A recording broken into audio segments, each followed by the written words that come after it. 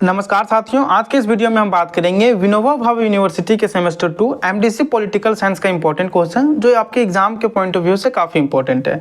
दोस्तों, ये क्वेश्चन आपके एग्जाम में 15 अंकों में पूछा जाता है, तो ये एग्जाम के पॉइंट ऑफ व्यू से काफ़ी इंपॉर्टेंट हो जाता है। क्वेश्चन है आपका, मानवाधिकार की अवधारणा का विकास का वर्णन करें, कि मानवाधिकार का विकास कैसे हुआ, इसके बारे में आपको बताना है।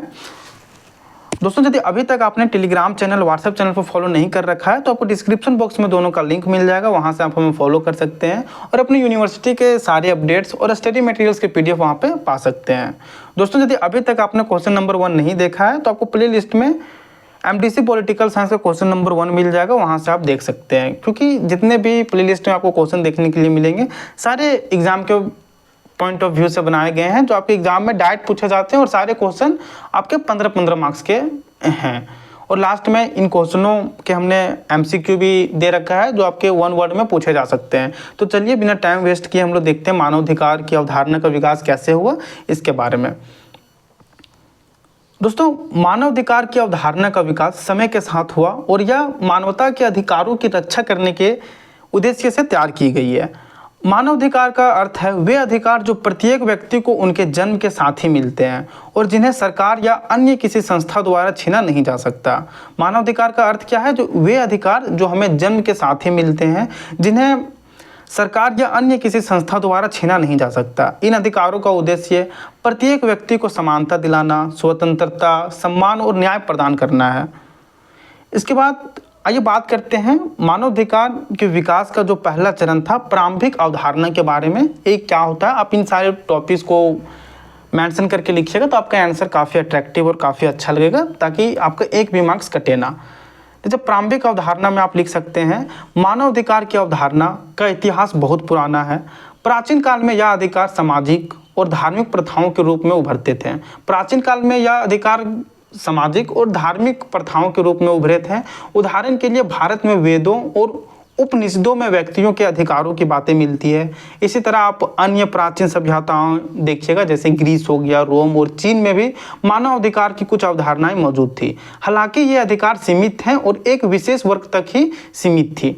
दोस्तों, प्रारंभिक अवधारणा में था कि जो उच्च वर्ग के लोग थे उन्हें ही अधिकार दिए जाते थे, उन्हीं मतलब अधिकार उस टाइम सीमित था। और जो सीमित था तो वो सबके लिए सीमित नहीं था। जो उच्च वर्ग के लोग हैं उन्हें ज़्यादा अधिकार दिया जाता था कि आप ये कर सकते हैं, और जो निम्न वर्ग के लोग थे, जो नीचे स्तर के लोग थे, उन्हें अधिकार नहीं दिया जाता था, उन्हें दबा के रखा जाता था।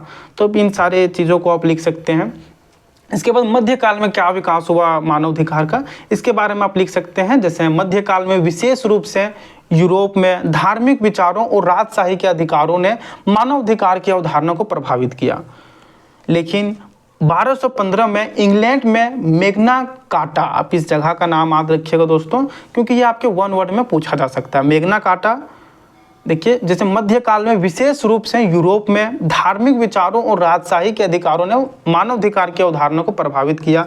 लेकिन 1215 में इंग्लैंड में मैग्ना कार्टा के रूप में एक महत्वपूर्ण दस्तावेज सामने आया, जिसने राजा के अधिकारों को सीमित किया और नागरिकों को कुछ मूलभूत अधिकार प्रदान किए। ये मैग्ना कार्टा में क्या हुआ कि कुछ महत्वपूर्ण दस्तावेज सामने आया जिसने राजा के अधिकारों को सीमित किया। क्योंकि उस टाइम आप जानते होंगे कि राजा के पास वो जो चाहे कर सकते हैं, लेकिन उनके अधिकारों को सीमित किया गया और नागरिकों को कुछ मूलभूत अधिकार प्रदान किए गए।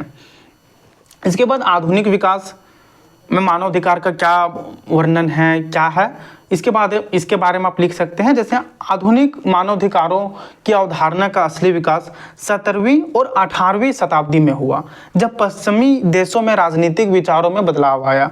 ये देखिए, आप डेटों को याद रखिएगा। जैसे देखिए, आधुनिक मानवाधिकार की अवधारणा का असली विकास कब हुआ? 17वीं और 18वीं शताब्दी में हुआ, जब पश्चिमी देशों में राजनीतिक विचारों में बदलाव आया। यह वह समय था जब लोकतंत्र, स्वतंत्रता और समानता जैसे विचारों ने जोर पकड़ा। 1776 में अमेरिका में स्वतंत्रता की घोषणा हुई। इसके बाद है 1776 में अमेरिका में स्वतंत्रता की घोषणा ने व्यक्ति के अधिकारों को एक संवैधानिक रूप से मान्यता दी। इसके बाद 1789 में फ्रांस में, देखिए आप इन सारी चीज़ों को मेंशन कीजिएगा तो कॉपी चेक करेंगे, उन्हें लगेगा कि आप सच में जानते हैं। बस आप हवा में तीर नहीं लगा रहे हैं। जैसे यहाँ पे इन सारे चीज़ों को मेंशन कीजिएगा। जैसे 1776 में अमेरिका में स्वतंत्रता की घोषणा ने व्यक्ति के अधिकारों का एक संवैधानिक रूप से मान्यता दी। इसके बाद 1789 में फ्रांस में मानव और नागरिक के अधिकारों की घोषणा मिली। इसके बाद जिसमें स्वतंत्रता, समानता और बंधुत्व के अधिकारों की स्थापना की गई। इसके बाद संयुक्त राष्ट्र और वैश्विक मान्यता में आप लिख सकते हैं 20वीं शताब्दी के मध्य में द्वितीय विश्व युद्ध के बाद संयुक्त राष्ट्र महासभा ने 1948 में मानवाधिकार की सार्वभौमिक घोषणा को अपनाया। इसने मानवाधिकार को अंतर्राष्ट्रीय स्तर पर कानूनी और नैतिक रूप से मान्यता दी। यह घोषणा 30 अनुच्छेदों में व्यक्त की गई, जिसमें जीवन, स्वतंत्रता, शिक्षा, रोजगार और स्वास्थ्य जैसे मौलिक अधिकारों का उल्लेख किया गया।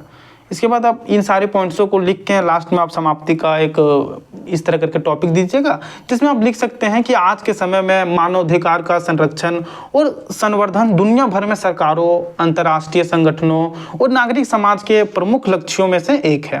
मानवाधिकार की अवधारणा अब केवल व्यक्तिगत स्वतंत्रता और अधिकारों तक सीमित नहीं है, बल्कि इसमें सामाजिक और आर्थिक अधिकार भी शामिल हैं।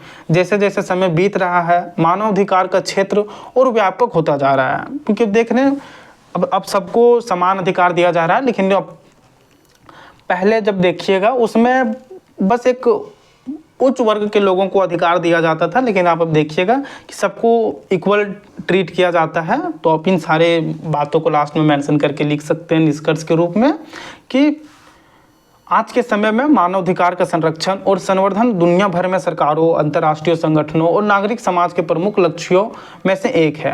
मानवाधिकार की अवधारणा अब केवल व्यक्तिगत स्वतंत्रता और अधिकारों तक सीमित नहीं है, बल्कि इसमें सामाजिक और आर्थिक अधिकार भी शामिल हैं। जैसे जैसे समय बीत रहा है, मानवाधिकार का क्षेत्र और व्यापक होता जा रहा है और इसका प्रभाव अब वैश्विक स्तर पर महसूस किया जाता है। दोस्तों, आप इस PDF को हमारे टेलीग्राम चैनल VVU अपडेट से डाउनलोड कर सकते हैं और सारे पॉइंट्स को एकदम डिटेल्ड में पढ़ सकते हैं। दोस्तों, हमने यहाँ पर 1 वर्ड क्वेश्चन भी दे रखा है जो आपके एग्जाम में पूछे जा सकते हैं। जैसे मानवाधिकार की सार्वभौमिक घोषणा कब हुई थी? 1948 में। मैग्ना कार्टा किस देश में जारी किया गया था? इंग्लैंड में। जैसे यहाँ पर आप पढ़े होंगे तो देखिए, जो हम आपको अंडरलाइन करके वहाँ बताए थे कि इसे आप याद कर लीजिएगा। इसके बाद है मानवाधिकार का सबसे पहले किसने विचार किया था? संयुक्त राष्ट्र ने। इसके बाद है 1776 में स्वतंत्रता की घोषणा किस देश में हुई थी? अमेरिका में, जो कि काफ़ी इंपॉर्टेंट है, पूछा जा सकता है आपसे। मानवाधिकार की अवधारणा का विकास कब शुरू हुआ? प्राचीन काल में। तो ये दोस्तों, आप इस क्वेश्चन का आंसर का PDF हमारे टेलीग्राम चैनल VVU अपडेट से डाउनलोड कर सकते हैं और अच्छे से पढ़ सकते हैं। दोस्तों, यदि आप आगे के सेमेस्टर को और भी अच्छे से तैयारी करना चाहते हैं तो अभी ही इंस्टॉल कीजिए धनबाद मैथ्स एकेडमी। यहाँ पर आपको सभी सेमेस्टर का क्लासेस चलता है, डेली लाइव क्लास नोट्स का PDF। यदि आप लाइव में अनुपस्थित रहें किसी भी कारण से तो आप इसे बाद में रिकॉर्डेड भी देख सकते हैं।